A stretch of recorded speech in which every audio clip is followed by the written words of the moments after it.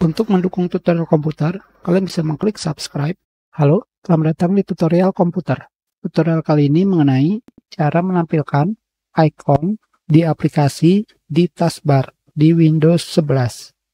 Seperti ini, ketika saya sedang pause video, akan terdapat icon pause, stop, icon stop, dan play, icon play.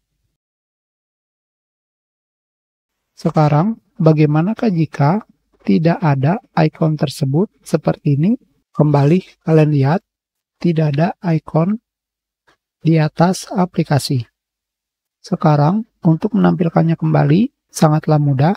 Kalian tinggal pergi ke taskbar, klik kanan, taskbar setting. Kalian pilih taskbar behavior, dan kalian pilih show badges on taskbar apps.